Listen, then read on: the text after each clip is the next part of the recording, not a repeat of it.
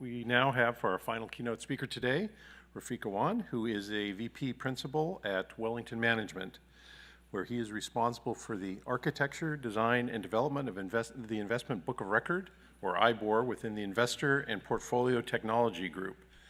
With more than $1 trillion in client assets under management globally as of the end of September 2017, Wellington Management offers a broad range of equity, fixed income, alternative, and multi-asset investment approaches.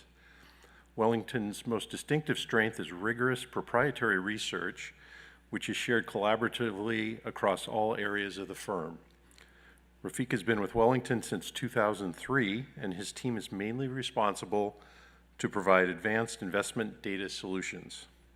He has more than 20 years of experience in IT as a manager, architect, designer, and developer, and he earned his master's degree in computer science from Quaid-i-Azam University in Islamabad. Rafique?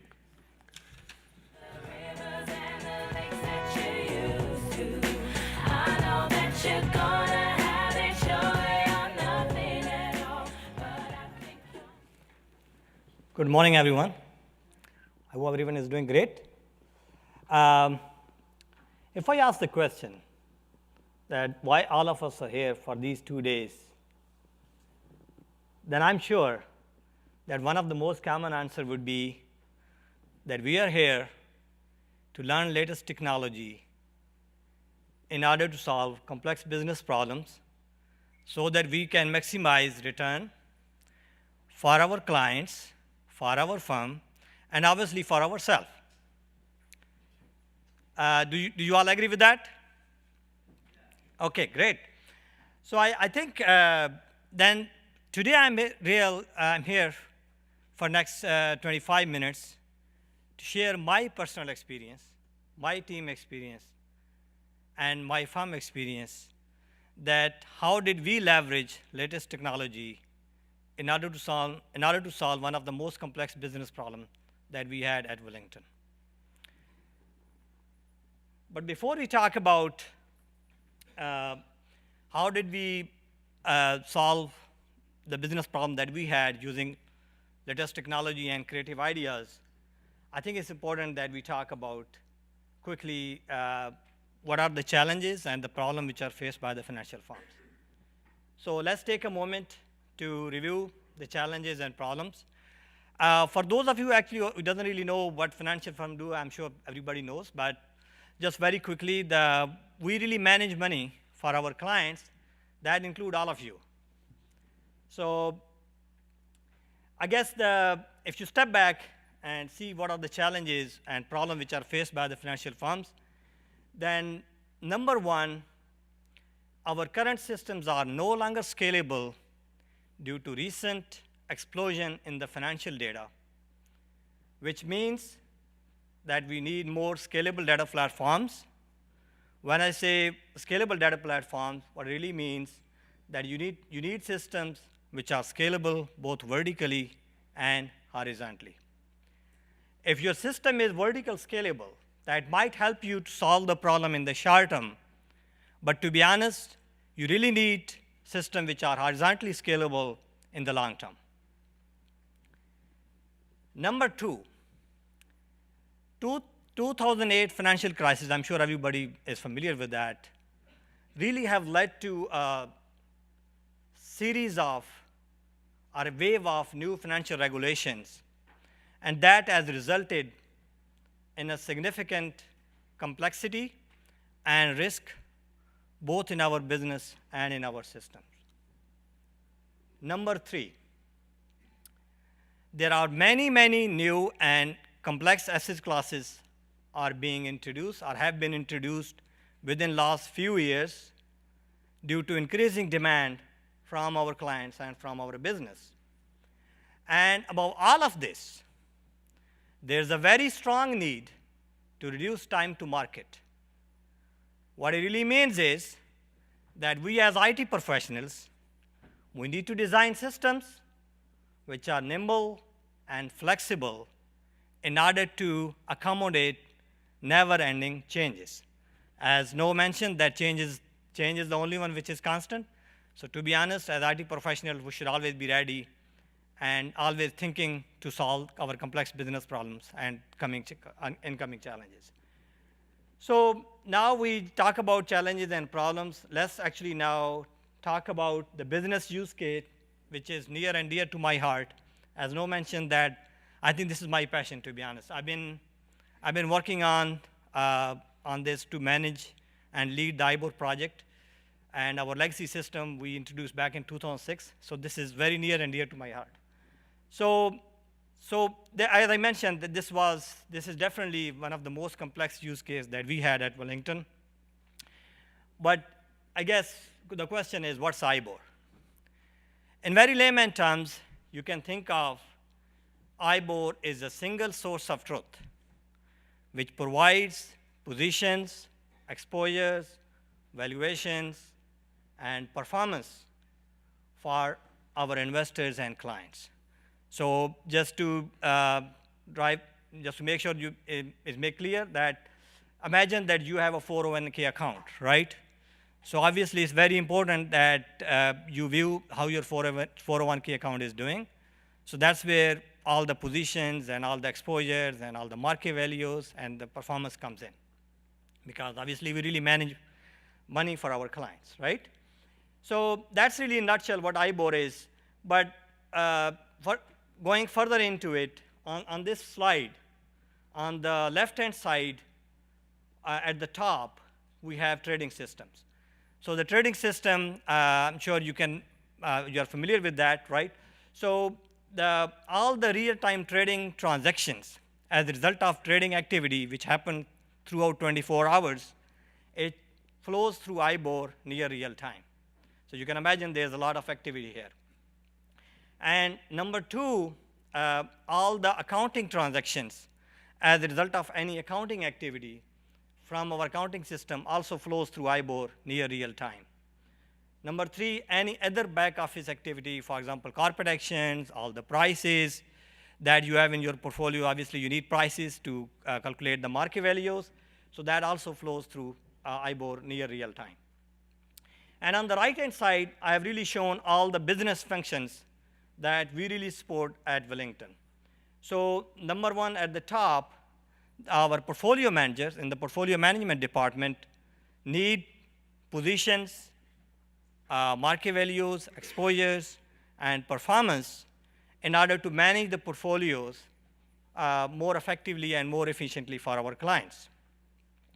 And number two, the risk managers in our risk management department really need to manage the risk for our clients and for our firm.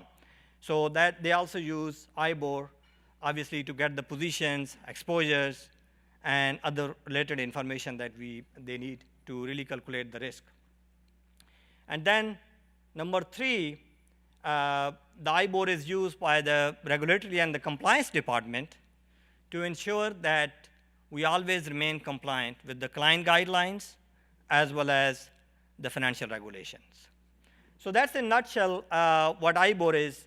As you can see, that IBOR really gets the huge stream of data from the left-hand side, from all the trading system, accounting system, back office system, and needs to process all of that data in real time and provide that data in a way which can be used by our business function, like portfolio managers, risk managers, regulatory and compliance department, to really make some important decisions.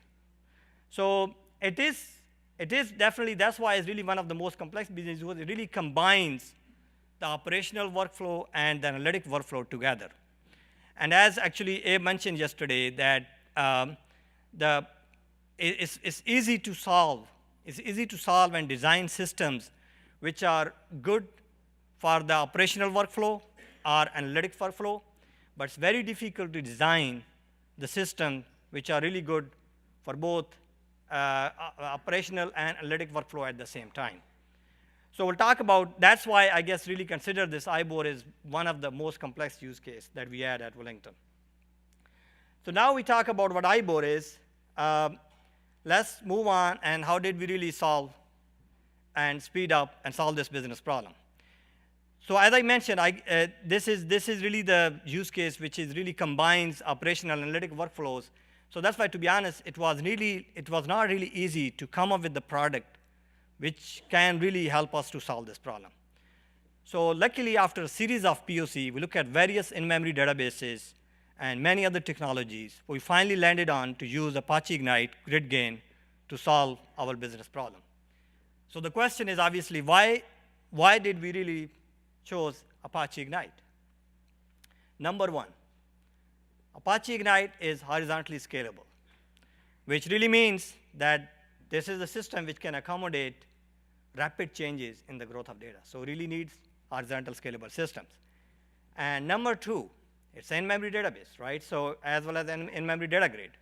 So that means that you can use this to give spontaneous answers to our investors and clients, which is very important because we are really dealing with money, and time is money. So you can imagine how important it is to have in-memory system here for IBOR. And then number three, which is really, really important, especially for the OLAP use cases, that your data and the compute needs to be co-located. When I say needs to be co-located, what I really mean is that all our traditional systems and databases, you really need to actually take the data into your application and do the calculations, right? While Ignite really allows you to send the compute or your code with data so that you can do all the complex calculations together. And in case of IBOR, obviously, it's very important because we are doing a lot of complex calculation, all the market values, exposures, and performance calculation that we do, that's all being done on fly, and it's extremely important that the data and the compute are co-located. So that's one of the beauty of Ignite, that it really allows you to do this together. Number four, Apache Ignite obviously provides user-friendly SQL, which is really important for your ad hoc analysis. And then number five, as I mentioned earlier, that IBOR is really the use case which combines operational analytical workflows. And the beauty is that Ignite can be easily designed and configured to support both operational and analytical workflows together. By the way, this is also known as HTAP architecture. For those of you, I think Abe or somebody I mentioned yesterday as well. And last, number six, is IBOR is asset compliant. It really means it really provides consistent data all the time. And that's extremely important, especially when you're dealing with money, right? Like we have in this case for IBOR. So, so moving on, just to give you guys an idea that this slide actually shows legacy versus in-memory based IBOR system performance comparison. So in this chart, on the x-axis we have the use cases, and on the y-axis we have the time in seconds. To be honest, during our POC, we tested a lot of use cases. As Noah mentioned, that you really need to test system over and over again to make sure they are resilient, and you're really testing with various failure scenarios. We did the exact same thing. So I just mentioned 3 use cases there on the slide just to give you guys an idea here that the first use case was trailing 1 year performance. So imagine that you have a 401k account, right? So for your 401k account, it's very important you really actually, it gives you the performance, like how your 401k account is doing. For example, it's 5% or 10% return. So in layman, you can think of the portfolio performance is really, you're calculating your gain and loss and telling you how you are doing with respect to the market. So in this case, the use case that we tested was for a relatively small portfolio. We really tested the trailing 1 year performance. What it really means is that you need to really calculate the performance and valuation for every single day for 365 days, put that together, and then return the data back to the client. So in this case, obviously you can imagine it was one of the most complex use cases here. And legacy system was taking about 20 seconds to return this versus our in-memory based IBOR, which is based on Ignite, actually return the data within 2 seconds. By the way, for legacy system is based on Oracle, for those of you actually, sorry, I should have mentioned that. And then number 2 use case that we tested was for a relatively large portfolio, but for 1 day at a time. When I say holdings, it really means imagine that you have a portfolio and you buy 100 shares of IBM stock, right? So what's your balance in your portfolio, that's called holdings, right, in layman terms. So for daily holding, what it really means is that the portfolio manager can ask to give me the holding balance as of today or as of any day in the past. So in this case, the use case that we tested, legacy system was taking about 10 seconds, and our in-memory base IBOR took only 1 second. And then daily exposures.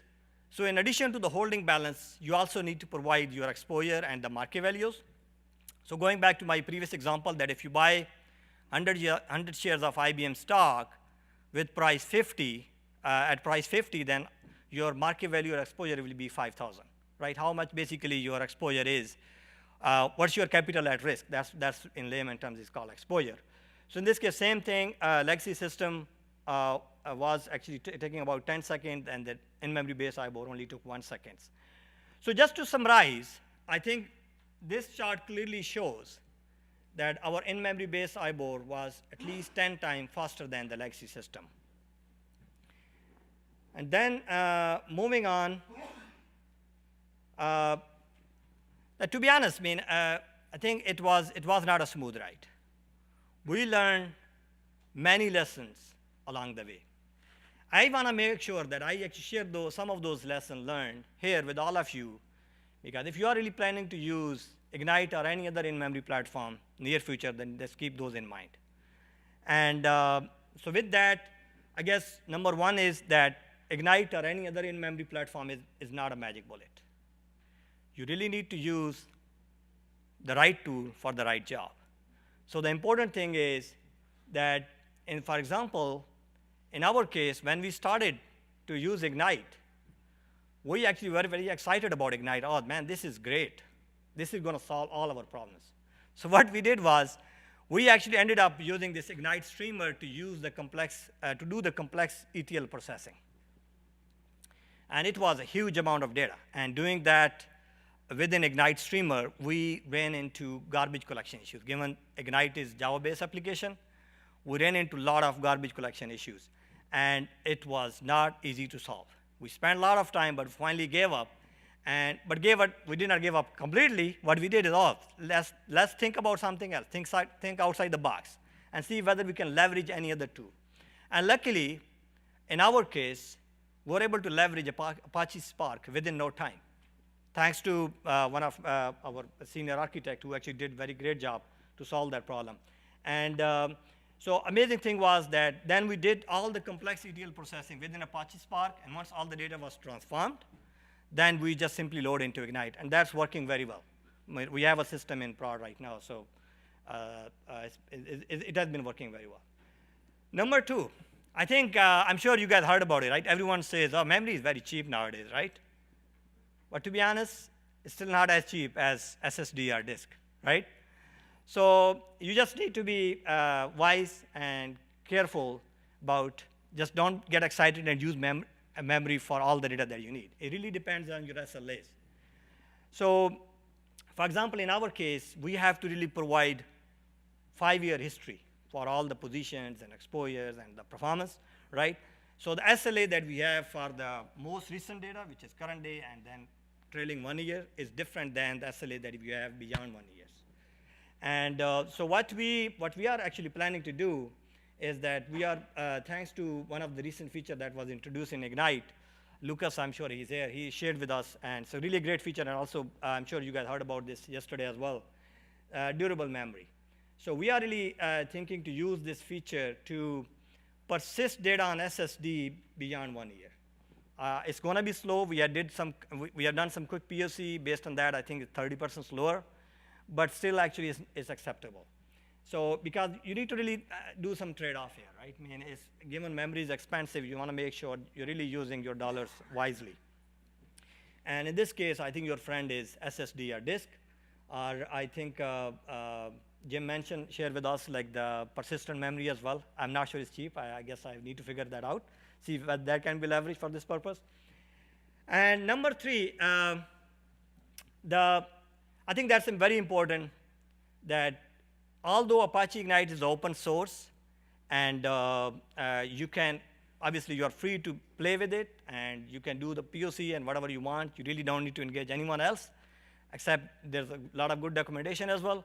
But at the same time, when you made a decision that Ignite is the right tool, then I would really advise that you should really engage GridGain as early as you can, because they are the expert. For example, we ran into a lot of roadblocks, and I think these guys were really very helpful to solve the problem. And also at the same time, they have a great support as well. So I would definitely recommend that early engagement is better. So, so just to summarize, I think as I said that this is the use case that I shared and also the lesson learned. The key thing to keep in mind is that there's no magic bullet. As IT professional, we need to test and test over and over again and make sure that you're really picking the right tool for the right job. And also at the same time, we don't want to really forget. The bottom line is that we want to leverage the latest technologies and creative ideas in order to solve and in order to really maximize the return for our clients. That's really the goal ultimately, right? At the end of the day, like we did in this case for IBOR. And I would like to end my presentation with this quote from one of my colleagues. I really love it. That if we can provide better pension for a firefighter and additional scholarship for a student at a university, another hospital bed for an organization that's involved in healthcare, because we have done a good job managing their portfolios in our small way, we have been able to have a positive impact. So I think all of us should really think like this as IT professionals. If we are really doing the right job, and if we are really professional and really solving the complex business problem, we are also contributing for a big cause. Thank you very much.